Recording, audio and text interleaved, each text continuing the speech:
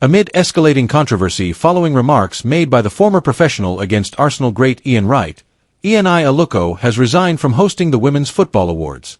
During an appearance on BBC Radio 4's Woman's Hour, Aluko first accused Wright, with whom she has frequently co-punditated, of blocking opportunities for women in women's football. Following an immediate barrage of criticism for her remarks, the former Chelsea player apologized to Wright in public. But in a passionate video message posted to Instagram, the former gunner chose not to accept the apology. Wright urged people to move on from the event, but the uproar hasn't abated, with the pair's employer ITV, the most recent to voice their strong support for the 61-year-old. In light of this, Aluko declared she will step down from her position as host of Thursday's end-of-season awards. In a statement released on Tuesday, Aluko acknowledged that she did not want her position in the news cycle to deflect from the celebrations, even though she was scheduled to perform on stage with Gabby Logan and Jamie Carragher at the London ceremony.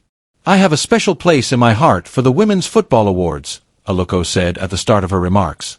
"I'm so proud to have been a part of it from the beginning, as it was the first time an event of this magnitude was created solely to celebrate the incredible achievements in women's football. Nevertheless, I have made the decision to step back from hosting this year.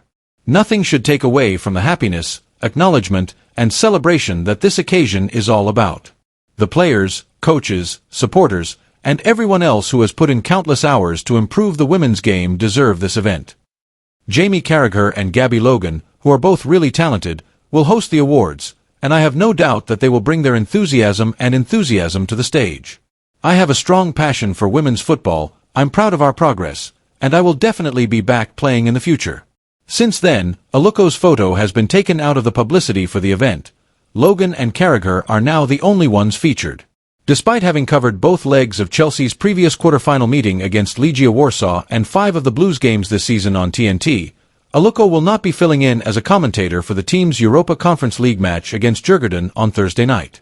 Amid the fallout from her remarks, which occurred during an appearance where she also claimed that her punditry career had been harmed by former Manchester City midfielder Joey Barton, whom she is suing for libel after he called her a race card player on social media in January of last year, Mail Sport reported on Thursday that Aluko's job at ITV was under investigation. She also said that the fact that ITV still hired Wright to commentate on the women's game hindered the entry of female commentators into the field. "Lon Wright is a brilliant broadcaster and role model whose support for the women's game has been significant," said Aluko, who earned 105 caps for England, in an apology to Wright on Friday. "I was attempting to raise a more general point in my interview with Woman's Hour this week regarding the dearth of chances for women in football, whether they be in coaching, broadcasting, or commercial settings, and the significance of establishing additional space for them to succeed both on and off the field. But I truly apologize for bringing up Lan's name during that talk. It was inappropriate. I've known and collaborated with Lon for a long time, and I've always loved and respected him." But Wright rejected her rephrasing of the remarks.